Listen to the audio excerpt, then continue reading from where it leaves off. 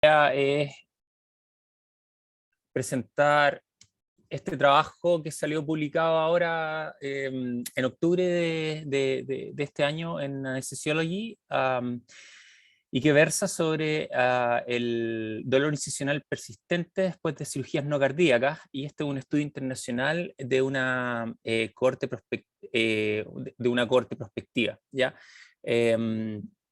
Bueno, además está decir, este es un estudio que aparece publicado en el Journal de alto impacto dentro de la disciplina de anestesiología. Los autores son toda una tropa, la gran mayoría puros rockstars. El primer autor, James Caan, es de la Universidad de Toronto, múltiples publicaciones en el área de anestesia.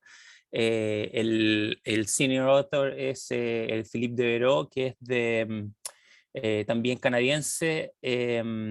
Este gallo está en McGill, miles de publicaciones. Entre medio, ahí como en segundo lugar, Daniel Sessler, que todos lo conocen. También otros rockstar deben publicar lo que uno publica en toda la vida y ellos lo publican en un año, ¿ya? Así que es de alguna forma, uno si está como revisando las revistas y dice, bueno, ¿qué paper me leo? Este claramente por la revista, por los autores, es algo que seduce y que tinca como para leerlo, digamos. Y esa fue la razón por la que lo tomé, ¿ya? Opa. Como a modo de introducción, aquí saqué una infografía que me pareció bien bonita, que habla acerca de el dolor crónico persistente. El dolor crónico es un problema que es significativo para la gente que se dedica a dolor, para la gente que está como en el ámbito de la anestesia con el manejo de dolor agudo, es también un tema, afecta a millones de personas cada año. Y en el fondo se identifica como esos pacientes que tienen la persistencia de un dolor después de una cirugía que ya no es explicado necesariamente por otros eventos, como en el caso de cáncer o- o complicaciones perioperatorias. Y el dolor persiste como una patología en sí misma, ¿ya? El diagnóstico del dolor crónico persistente postquirúrgico es hecho si el dolor está localizado en el campo quirúrgico o está dentro de los territorios nerviosos involucrados y que ha persistido por más de, uno dice, 3 a 6 meses después de la cirugía. Y como les decía, todas las otras causas han sido razonablemente excluidas, ¿ya?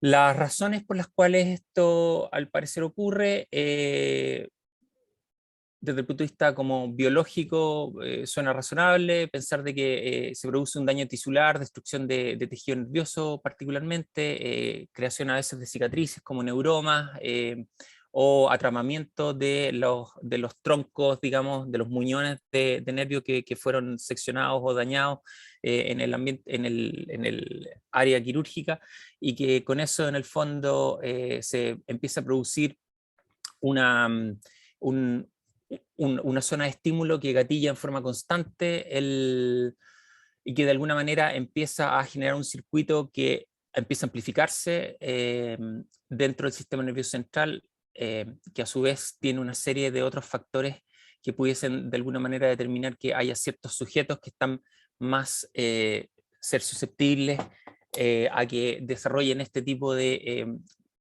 actividad anómala, ¿ya?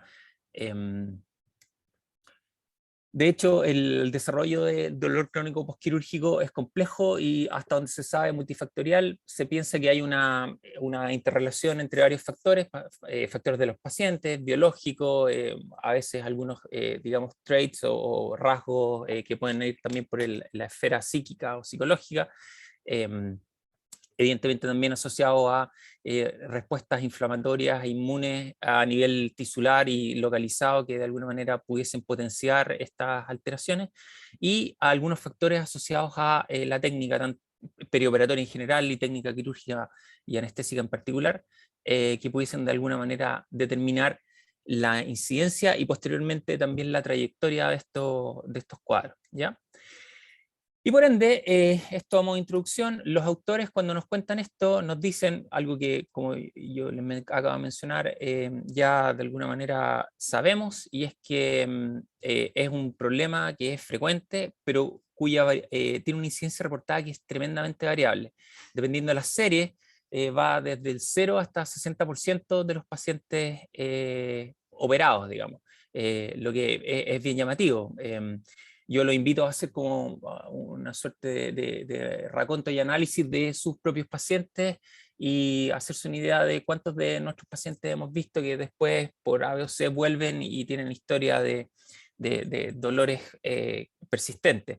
Se me viene a la memoria el tiro alguna vez trabajos, uno que hizo la Francisca en relación a la incidencia de dolor crónico post cesárea, que era significativamente alta, digamos, en nuestro centro acá, pero que la verdad que no sé cuánto podría de alguna manera transferirse a otros centros, ¿ya? Y esta variabilidad puede tener que ver, como decía anteriormente, con la variabilidad de las prácticas quirúrgicas y clínicas perioperatorias, ¿ya? ¿Qué drogas usamos? ¿Qué hacemos? ¿Qué técnica anestésica utilizamos? Etcétera, ¿ya? Además, la gran mayoría de estos trabajos tienen tamaños muestrales pequeños y por lo tanto eso muchas veces tiende a sobrevalorar las incidencias reales y ser un poquito más alarmista de lo que realmente corresponde, ¿ya? Lo otro que es también importante es que hay definiciones que son inconsistentes, ¿ya? ¿Cómo vamos a definir un dolor persistente? ¿Lo vamos a definir a partir de 3 meses? ¿Lo vamos a definir si es que lo estamos viendo a los 6 meses después de la cirugía o a un año? Las trayectorias son bastante variables y hay algunos que, si bien los pacientes pueden tener dolor a los 6 meses, hay algunos que al año eso ya la incidencia ha caído de manera significativa, ¿ya? Por lo tanto el cómo lo defino, como en qué momento lo hago, va a poder de alguna manera determinar o afectar la incidencia que estoy reportando, ¿ya?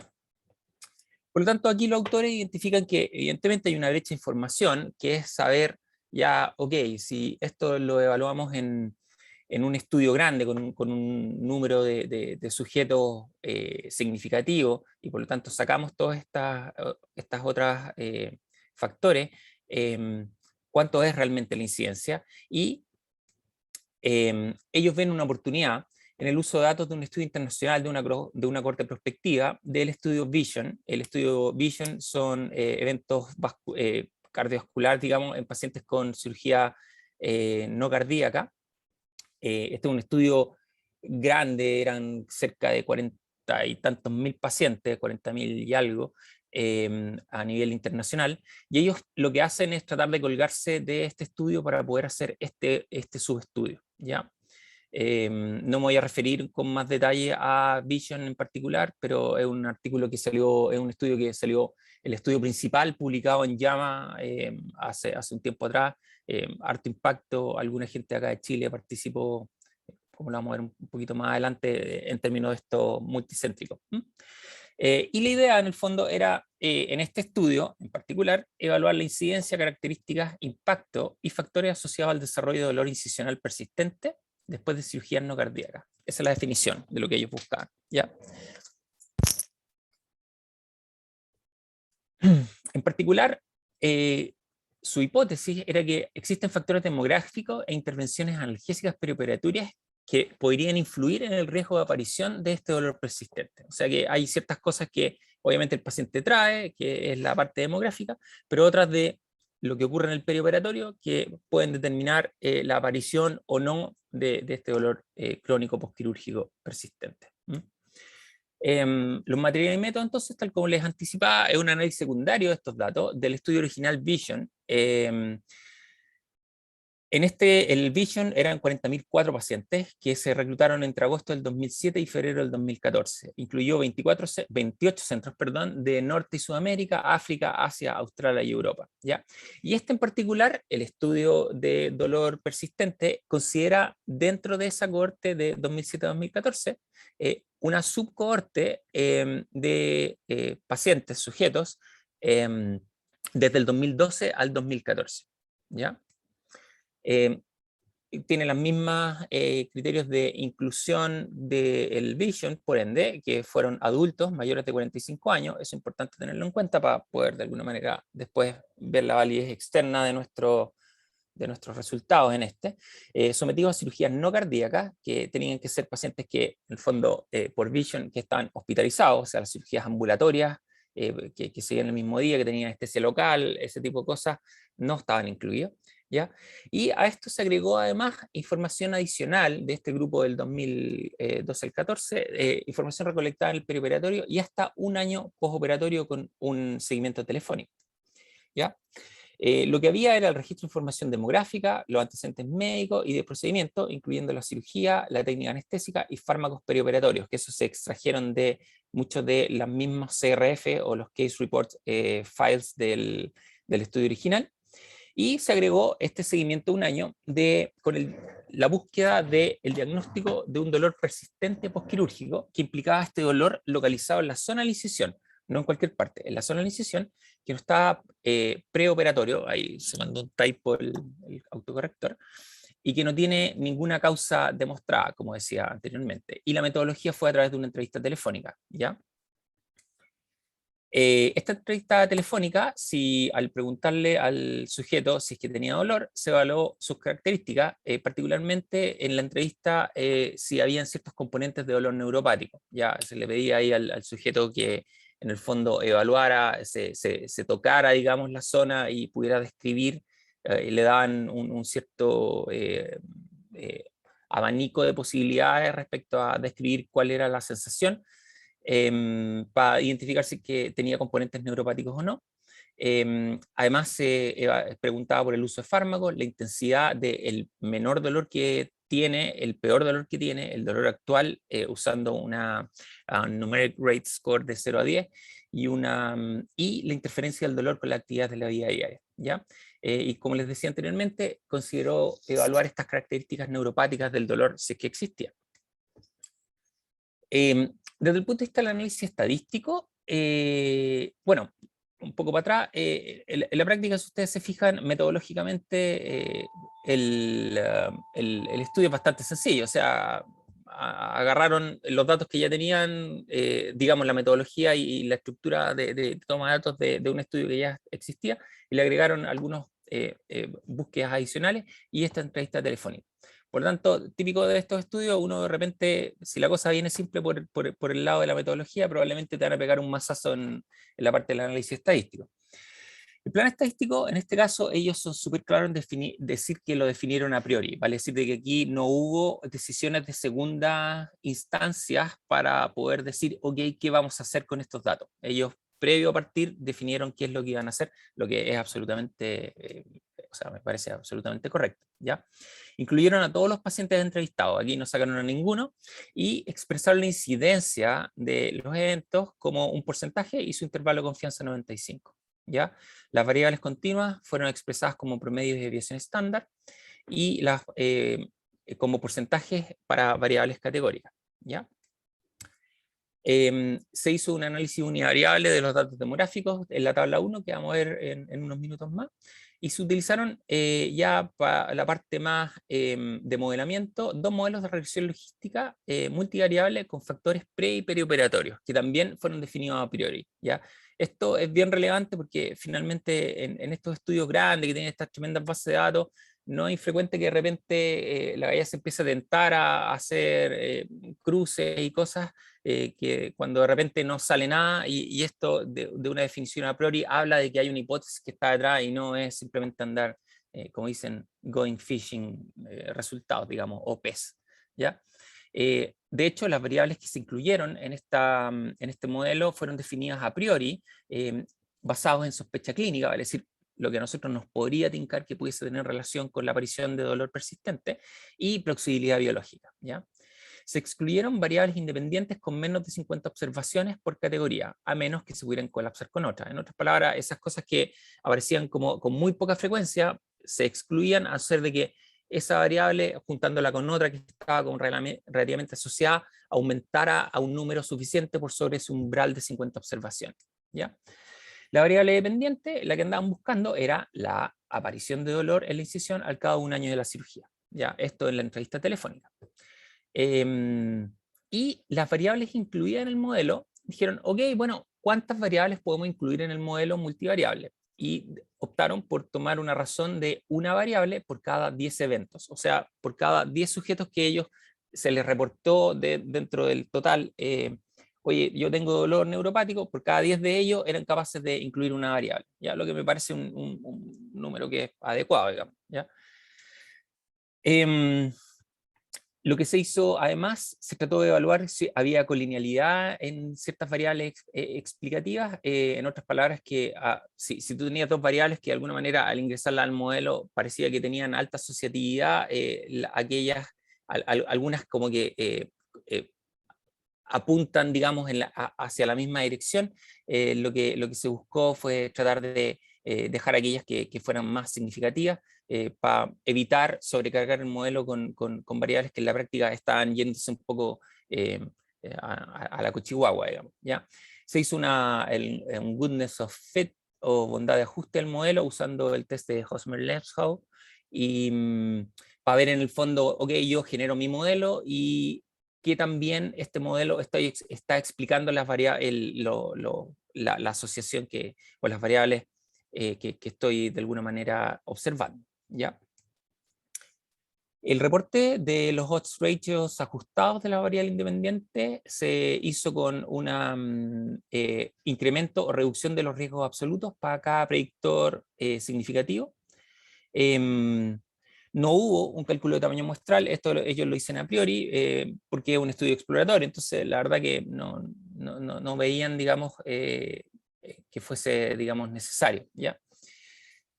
Aquí viene un punto que es importante que lo mantengan ahí en la retina, que el manejo de datos perdidos y el análisis se le hizo un análisis de sensibilidad a estos datos perdidos, vale decir cuánto es el impacto de los datos que se pierden en el estudio, en la recolección de los datos, en cómo afectan a los potenciales resultados, ya a través de dos análisis de sensibilidad. Particularmente cuando se te pierden los datos de los outcomes, o sea, en otras palabras, cuántos pacientes tienen dolor. Pero aquí lo que dijeron es que si se perdía algún dato, sacaban al sujeto completo, ¿ya? Todos los tests que evaluaron fueron de dos colas, en otras palabras, no cortaban hacia uno u otro lado, y el nivel de significancia definido fue un estándar de P con una P menor de 0.05. ¿Ya? ¿Alguna pregunta hasta acá? Yo creo que está bastante claro hasta acá. Súper. En los resultados, lo que tenemos acá, ¿ya? Como les contaba, aquí esto está colgando el Vision, entonces tenemos en la parte superior de este diagrama de flujo los 58.458 pacientes que entraron o trataron de entrar al estudio original, que eran elegibles, aquellos que no se enrolaron, los 40.037 que se enrolaron en Vision. Nótese que de los 40.000 se excluyeron solo 33 de Vision original. Por ende, quedaron esos 40.004 pacientes que fueron los que se incluyeron en este estudio, ¿ya? De esos 40.000 se excluyeron 25.173, ¿ya? Lo que no es poco. Y ahí quiero hacer notar que hay 6.000 de esos pacientes que están los datos perdidos al año. En otras palabras, que ya sea que no los contactaron o esos datos no estaban disponibles. ¿Ya? Hay 1.300 probablemente asociados a las patologías que murieron antes de poder ser entrevistados, lo que bueno, no hay nada que hacer, digamos. Y tal como les mencioné, 17.000 de los pacientes del Vision original habían sido enrolados antes del 2012, que fue cuando comenzó este estudio. Por ende, nos quedamos con 14.831 pacientes enrolados para este análisis, ¿ya? Pero mantengan un poco en la memoria estos 6.000 y tantos pacientes perdidos al año de sus datos. ¿Ya? Esta es la tabla 1, lo que les mencionaba, en donde ustedes pueden ver aquí lo que se hace, la columna de más a la izquierda tiene la muestra total, los 14.831, y en la columna de la derecha los pacientes con dolor incisional persistente, que de 14.831 habían 495 reportando, ¿ya? Pueden ver ahí las características de ellos, las edades, que había cierta diferencia entre los grupos, que había un porcentaje un poquito mayor de mujeres en el grupo que reportaban dolor persistente. Historia en el análisis univariable, había una proporción mayor, un porcentaje mayor de sujetos que fumaban, que tenían antecedentes de enfermedad coronaria, que tenían historia de dolor crónico, lo que de alguna forma es, como lo mencioné anteriormente, desde el punto de vista de las potenciales variables de sospecha clínica, bueno, ese era uno de las fuertes. Y del tipo de cirugía, esto se concentraba principalmente en cirugías ortopédicas, uroginecológicas y neuroquirúrgicas, ¿ya? Ojo sí, en todo caso, que en otros era un porcentaje también que era significativo, sin embargo, funcionaba un poquito al revés, y en el otros, el grupo el dolor persistente estaba como menos representado, ¿ya? Ahí hay una diferencia, pero en el otro sentido, ¿ya? Si nos vamos ya a análisis de subgrupo más específico, lo que podemos ver que hay ciertas cirugías que tienen una incidencia que aparece como significativamente mayor de dolor persistente peri-incisional al año, ¿ya? Y ellos mencionan la neumonectomía, la cirugía de columna mayor, cosa súper relevante para la pega que al menos a mí me toca hacer en el día a día, las resecciones viscerales complejas, las reconstrucciones de aorta torácica y otras cirugías torácicas. Pareciera ser que el tórax ahí está como bien eh, eh, ahí punteando, digamos, con su impacto, ¿ya? Y en detracito, también interesante, la cirugía de rodilla y cadera y pelvis, ¿ya?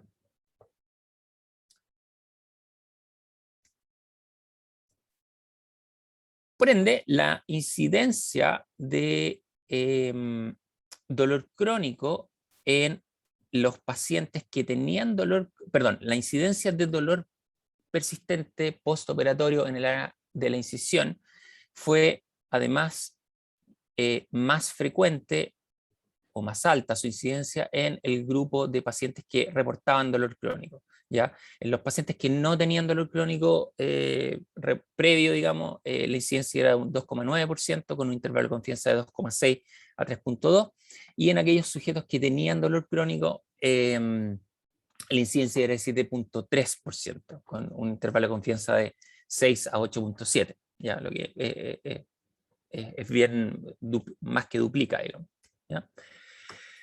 En términos de la intensidad del dolor asociado con este dolor, digamos, peri-incisional, las intensidades en este Numeric Rate Score o Scale iba en alrededor de, los valores iban en torno a 5,1 el dolor más intenso, el dolor menos intenso experimentado en las últimas 24 horas iba en torno a 2, pero el promedio era alrededor de 3,6, ¿ya?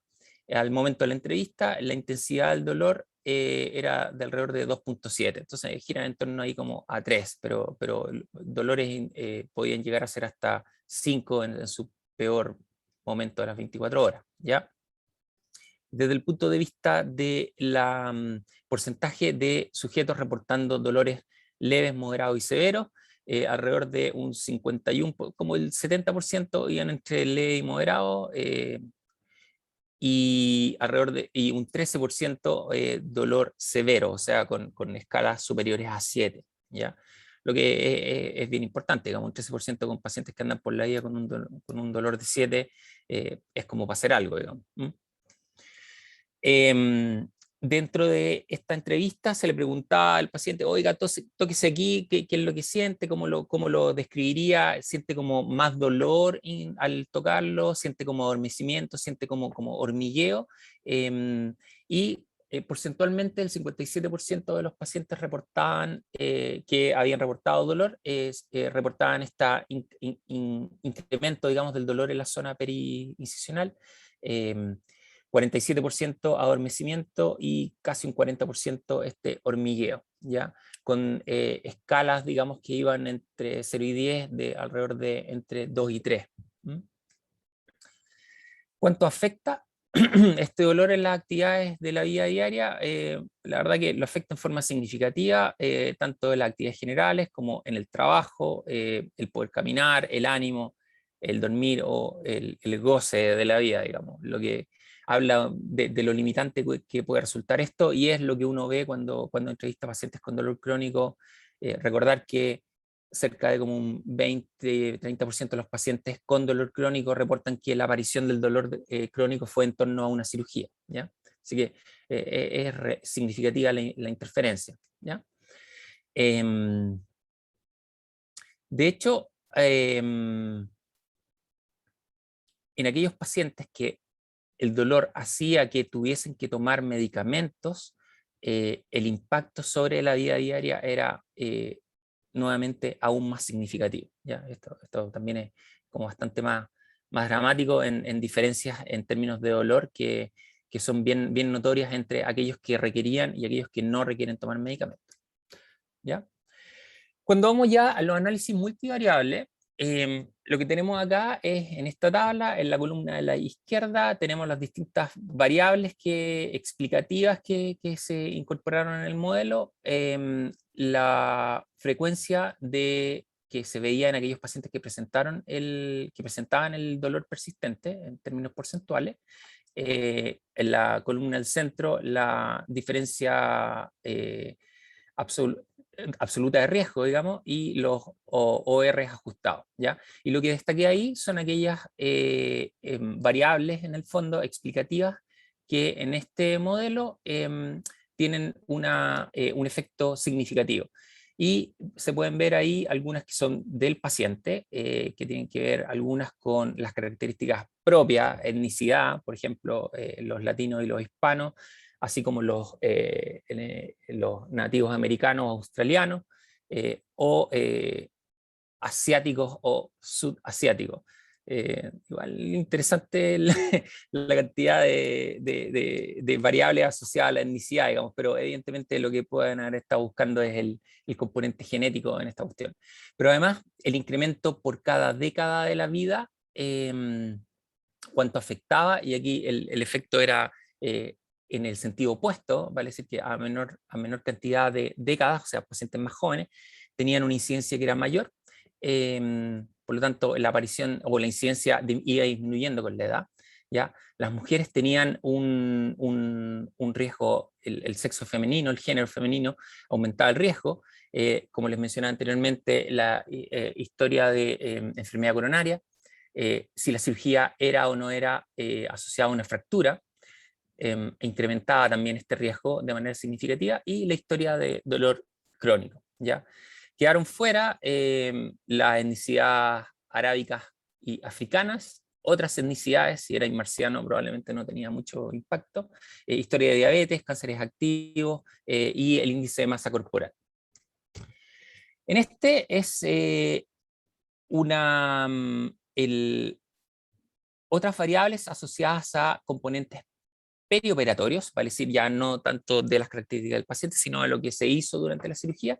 Lo que llamaba la atención era el efecto, entre comillas, protector de la cirugía endoscópica, que disminuía el riesgo y por ende la incidencia al año, y algunos factores que lo aumentaban: el uso de antiinflamatorios no esteroidales 1 a 7 días preoperatorio, el uso de PCA postoperatorias y de bloqueos continuos postoperatorios o sorpresa, el uso de inhibidores de la ciclooxigenasa y pacientes que estaban en tratamiento con insulina hace menos de 24 horas preoperatorias, ¿ya? Todos esos, la cirugía endoscópica tenía como un efecto protector, y los otros aumentaban el riesgo o la probabilidad de incidencia, de aparición, digamos, de dolor, ¿ya? Quedaron en el camino el uso de óxido nitroso, el uso de anestesia espinal, epidurales, opioides epidurales, uso de opioides intramusculares endovenosos y un largo etcétera, ¿ya? Algunos de ellos variables que están arriba representadas, pero en intervalos de tiempos que son distintos, ¿ya? El tipo de pacientes que experimentaron dolor o que reportaron dolor moderado, leve o severo está en esta tabla, en donde se puede ver las características de esos pacientes, ¿ya? Esencialmente no hay nada muy distinto dentro de los grupos, ¿ya? Cuando se hace el ajuste en el modelo ya completo de las distintas variables, por sus OR, en el fondo del riesgo, lo interesante es que hay un par de...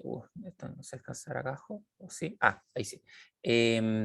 Hay variables que en el fondo persisten siendo significativas al momento de hacer el modelo ajustado, como es lo que mencionábamos anteriormente de la edad, la etnia asiática y la historia de enfermedad coronaria, ¿ya? Así como la historia de dolor crónico, el uso de insulina, la etnicidad latino o hispánica, el uso de antiinflamatorios no esteroidales en este intervalo de tiempo, uso PCA postoperatoria, cirugía de fractura y etnicidad sudasiática. ¿Por qué les menciono esto? Porque del modelo anterior no ajustado a este desaparecieron algunas variables, como por ejemplo variables explicativas, como por ejemplo la cirugía endoscópica dejó de tener el impacto que tenía el impacto protector, y los bloqueos continuos regionales también dejaron de tener significación estadística como una variable predictiva, ¿ya? Por lo tanto, el modelo ahí quedó más acotado, ¿ya? Aquí viene uno de los temas que son relevantes, y es, ellos reportan además el análisis de sensibilidad post-hoc por datos perdidos, que era lo que les mencionaba anteriormente. Hicieron 2 análisis de sensibilidad para poder ver, bueno, cuánto es el impacto que tiene el que se me hayan perdido datos, tanto en estas variables explicativas como en la variable dependiente al cabo de un año. Acuérdense de esos 6.000 pacientes que no estaban. Y bueno, alguien está escribiendo algo en el chat, pero no lo puedo ver. Bueno, ¿cuánto influye eso, digamos, en la robustez primero, en los resultados que tengo? ¿Vale? Es decir, ¿le puedo creer o no le puedo creer a mis resultados? Y lo segundo es cuánto influye en las variables, en las estimaciones que estoy haciendo, ¿vale? Es decir, la incidencia será mayor, será menor, etcétera, ¿ya?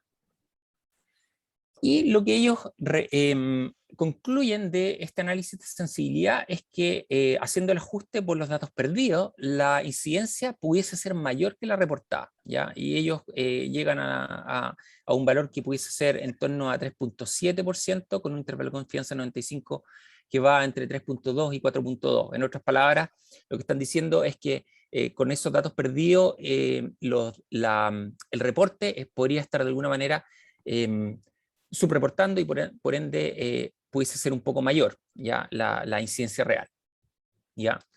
Tal como les mencioné anteriormente y como lo vimos en la tabla 5, la cirugía endoscópica, el tabaquismo y los bloqueos continuos de nervio periférico pierden significancia estadística como variables explicativas que contribuyen, digamos, al modelo. Por lo tanto, fueron excluidos en el modelo ajustado final, ¿ya? Y ahora ya, como para ir terminando, lo primero es, ellos se dan cuenta que en este estudio de 14.000 y tantos pacientes, la incidencia es menor que la descrita previamente, ¿ya? Y eso, bueno, es algo que uno de alguna manera puede esperar. A veces estos estudios más pequeños que hablan de incidencias más altas, es bien propio de Ns pequeños que como que tienden a sobreestimar efectos que después estudios grandes los acotan muchísimo más, ¿ya? Ellos atribuyen a esta diferencia a que el dolor persistente versus dolor persistente perinstitucional no es exactamente lo mismo, y que potencialmente pudiesen haber sujetos en los cuales apareció un dolor persistente postoperatorio, pero que no necesariamente sea en la incisión, y eso, con esta definición que ellos utilizaron más específica, estarían siendo excluidos de ese reporte, digamos, ¿ya? Además que muchos de los estudios hacen un seguimiento que era 6 meses, y está descrito que hay una trayectoria de dolor que es bien que puede ser bien particular y que si bien aparece dolor persistente a los 6 meses, hay un número significativo de sujetos que al año dejan de reportarlo. De hecho, me vuelvo a acordar, digamos, del caso de las cesáreas, en donde hay unos datos que son como de ese tipo, ¿ya? Yo aquí lo quiero destacar, el 30% de datos perdidos, que la verdad que si a nosotros se nos hubiese ocurrido hacer un estudio de estas características y reportáramos eso, creo que no habría levantado tanto vuelo, digamos, el manuscrito, pero bueno, esto tiene que ver con que ellos de alguna manera lo anticipan, lo manejan y yo creo que también ahí pesa un poco el nombre del Vision como estudio previo y los nombres de los autores, ¿ya? Pero 30% de datos perdidos es una cosa que es un problema mayor, digamos, Sí. ¿ya? Evidentemente, hay asociaciones ahí que tienen plausibilidad biológica y uno dice, bueno, hay traits genéticos, hay cuestiones que tienen que ver con la cirugía y otras que la verdad que son un poquito cuestionables. Y si bien ellos hicieron una declaración de hacer la definición de las estrategias de análisis a priori, siempre está un poco ahí el tema latente de a cuánto uno está disparando a la bandada, pensando en distintos factores que pueden estar influyendo, ¿ya? Y cómo explicarlo, o sea, hay variables ahí explicativas que son un poquito cuestionables, como por ejemplo lo que les mostraba de que los pacientes con PCA tengan mayor dolor. Uno no sabe si es el huevo o la gallina, yo creo que es más bien al revés el concepto, ¿ya? Las limitaciones, varias de ellas, ellos las mencionan, que es un análisis secundario, por ende la intención de los datos originales no era necesariamente la del estudio y por ende pudo haber quedado en el tintero y ahí en el cajón guardado algunos datos que pudieron haber sido relevantes pero que no se preguntaron, ¿ya? La confiabilidad de la información específica respecto al dolor, porque evidentemente todos aquellos que entrevisten pacientes con dolor persistente, dolor crónico, saben que la descripción del dolor, la experiencia del dolor, la manera en la cual el paciente lo enfrenta y lo comunica es bastante más compleja que decir me duele acá, digamos. Y esto más encima a través de una entrevista telefónica, la verdad que a mí me genera, no recelo, pero sí reservas respecto a qué tan digamos, preciso puede ser esa información, ¿ya? Lo mismo desde el punto de vista del seguimiento, limitado en tiempo y extensión somática, digamos, habría sido interesante saber qué es lo que pasa a los 6 meses, habría sido interesante saber qué es lo que pasa como a un año y medio, y la extensión somática también, ¿ya? Y para mí el gran tema que tiene este estudio es la cantidad de datos perdidos, ¿ya?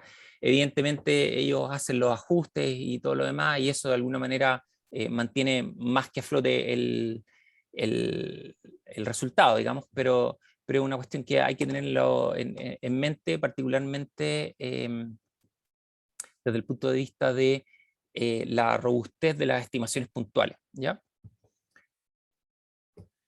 Y la moraleja de todos estos estudios grandes, 40.000 pacientes, 15.000, 14.000 y tantos en la fase final, digamos, de análisis, pero que asociación no indicación de causalidad. O sea, evidentemente que un paciente use una PCA o que tenga un bloqueo continuo de nervio periférico, no necesariamente implica que hay una relación causal entre el uso de eso y la aparición de dolor persistente, sino que probablemente ahí hay una co-segregación de otros elementos que no fueron considerados en el modelo, como que, por ejemplo, ese tipo de técnica analgésica pudiesen estar asociados a cirugías que uno a priori identifica que van a ser potencialmente más dolorosas, y por lo tanto es más bien un proxy de una cirugía que uno sabe que va a ser dolorosa, más que la causa de el dolor persistente, ¿ya? Y esto, en el fondo, asociación no es igual a causalidad, es como el mantra de estos estudios grandes de cohortes, digamos,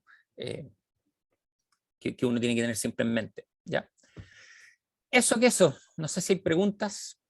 Yo encuentro súper interesante el trabajo, creo que valía la pena leerlo, era bastante fácil de leer, el grupo es un grupo serio, es un grupo que en el fondo tiene muchas publicaciones, por lo tanto tiendo a creerle el trabajo, creo que cumple su rol exploratorio, pero evidentemente hay harta tela que cortar en poder definir ese tipo de cosas. Bueno, ¿Ya? fuimos ya y conversamos, empezamos a hablar. Nati, ¿podéis cortar tu micrófono?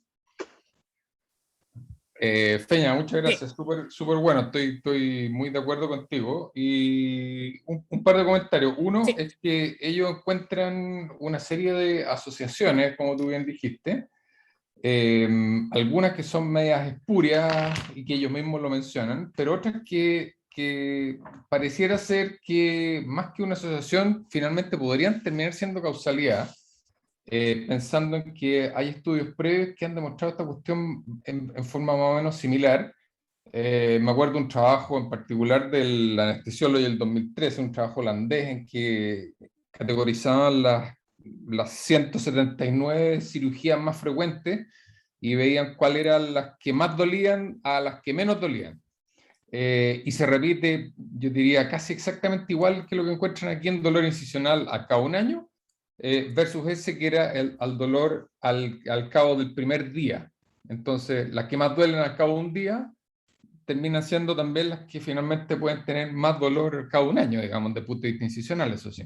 Así que por ahí hay una correlación interesante y para parar la oreja, digamos, de que son las que uno debería ponerle más intensidad en términos de tratarlas, digamos, de alguna forma para evitar que ocurra esto. No sé si se podrá finalmente, porque sigue apareciendo. sí, yo creo, Laca, el comentario que tú hacías me parece súper atingente y me parece súper bueno, porque cuando leí este trabajo me acordé justamente de ese otro trabajo de estos alemanes, porque son unos hospitales alemanes y son muchos pacientes, eran como 120.000 pacientes de los registros, y era re interesante, porque ocurre exactamente lo que tú decís, y tú te llevas a más sorpresas, y ahí creo que hay un punto que es relevante y que uno puede rescatar y juntar de estos dos resultados.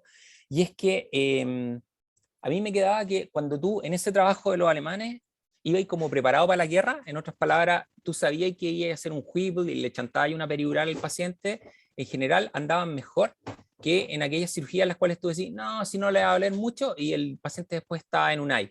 Y era bien llamativo porque de ese grupo había cirugías que dolían harto, y por ejemplo, las cesáreas estaban dentro de las cirugías que dolían harto, y que de repente uno dice, no, pues si una cesárea no va a doler tanto, y las cirugías de neuroquirúrgicas o ortopédicas de columna, particularmente las hernias y las disectomías, que uno de repente también como que las subestima, ¿ya?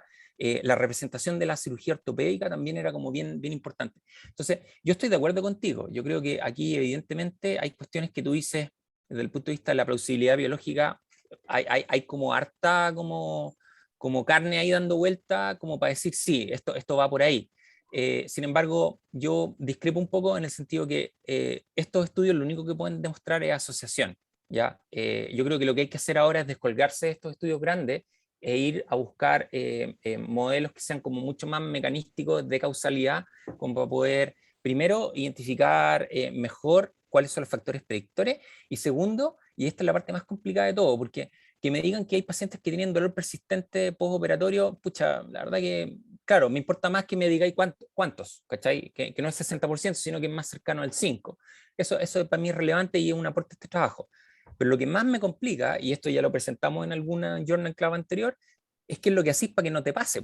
Y ahí es donde guateamos, porque la verdad que pareciera ser que a pesar de que uno puede hacer un montón de cosas y tirarle ketamina y un montón de payasadas al caldero, todavía no queda muy claro si es que hay algo realmente o qué es lo que más gravita en que ese tipo de cosas no nos pase. ¿Ya? Ahí es donde creo que hay que apuntar las balas ahora.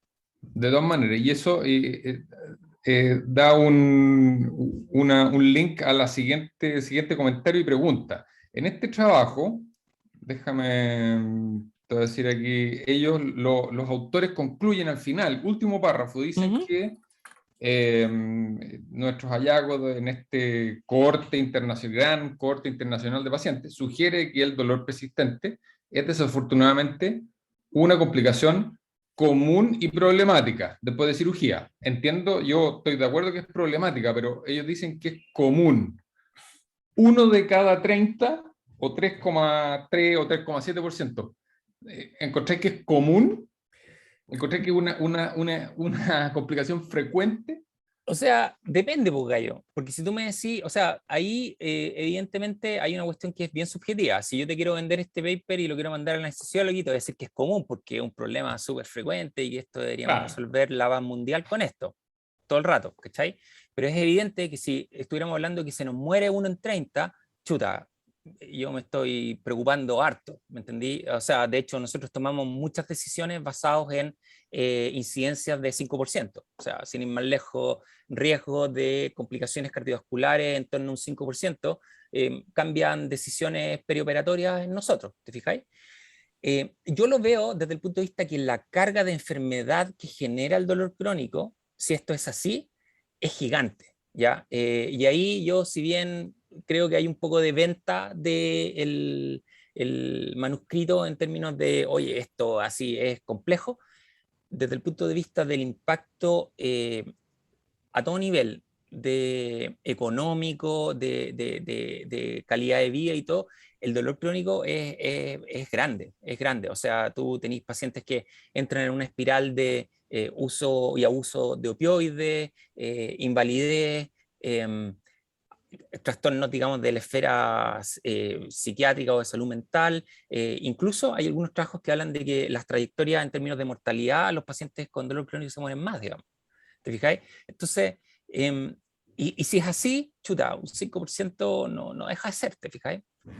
Pero creo que hay un poco componente como de bluff en la cuestión, pero yo creo que dado la problemática del dolor crónico que estamos teniendo, yo le pondría atención. Ya, de acuerdo. Sí, lo que pasa es que cuando uno veía las cifras de dolor crónico postoperatorio del orden del 10-11%, en cesárea que había visto la Panchi de 15, claro, y tú decís, sí, de acuerdo, frecuente. Pero uno en 30, no sé, yo creo que tiene este componente aquí Sí, de venta en el journal, de todas maneras. todo el rato, pero ojo, que, o sea, en la práctica 1 en 30 significa que de la tabla hoy día va a haber uno que va a tener dolor crónico en un año más, ¿cachai? Uno por día. No es poco. Después coméntaselo a la Pancho o a Eduardo que lo van a tener que ver en la consulta, ¿cachai? Sí, O sí, sea, puede ser. hay una cuestión que uno, digamos, acá en el perioperatorio, como que no alcanzáis a mencionar, digamos, pero el impacto es significativo. No sé si el flaco puede de alguna manera acotar algo más o aportar algo más por ese lado, pero a mí, o sea, mortalidad peri 5%, nos preocupamos. Yo diría que dolor crónico peri 5% también es algo para preocuparse. Si tú me decís, como tú bien lo mencionaste, 60%, yo tiendo a no creer esas incidencias. Y yo creo que esto es mucho más ajustado a la realidad. Claro. Sí, de todas maneras, Feña, yo estoy súper de acuerdo contigo que uno de cada 30, aunque y también si uno lo mira desde tu punto de vista, Héctor, uno dice, ya, uno de cada 30 no es tanto, pero después cuando uno efectivamente los ve en la consulta, se ve que esa calidad de vida se alteró completamente. Sobre todo los pacientes, es un grupo de pacientes que sufren de dolor moderado a severo. Y finalmente, más allá del valor que uno tenga, cuando uno ve a un paciente con dolor crónico postoperatorio, es como afecta la calidad de vida, porque si el paciente te dice, dice que tengo 7 dolor, pero puedo seguir haciendo mi actividad de la vida diaria, da lo mismo ese 7. Pero si ese mismo paciente tiene un EVA de 4 y el gallo está deprimido, no puede hacer su actividad de la vida diaria, no trabaja, tiene alteración de su vida familiar, ese gallo es un desastre. Entonces, por eso es súper importante finalmente que tratemos de identificar a los pacientes no en el periodo postoperatorio, sino que sería ideal identificarlo en el periodo preoperatorio. Y de hecho, hay clínicas, no la tenemos acá, pero hay clínicas de transición de dolor agudo a clínicas de transición después que como identifican a pacientes que fue difícil el manejo de dolor en el periodo postoperatorio agudo, que haya una clínica de transición con el fin de seguir a esos pacientes y que el paciente no desarrolle finalmente dolor crónico. Así que, aunque sea un 5% la incidencia, de todas maneras es significativo para las personas que finalmente vemos ese tipo de pacientes. Eso. No, de todas maneras, la gente que ve a esos pacientes después está muy sensibilizado a esto y aunque sea un 0,1% va a ser muy importante y para el paciente en particular va a ser muy importante. Si yo me opero, yo no quiero tener dolor crónico persistente después, obvio, sí, de todas maneras, pero yo lo miraba más Como número. holísticamente desde arriba, digamos, como administrador si tú quieres o como una visión más general. Sí, sí. Oye, no sé si hay alguna otra pregunta, estamos como medio en el tiempo, pero... Sí, yo creo que estamos, así que muchas gracias, Feña. De naipe. Súper buena la presentación. Ya, que estén bien. Chau. Igual, todo, chao a todos. Gracias, chao.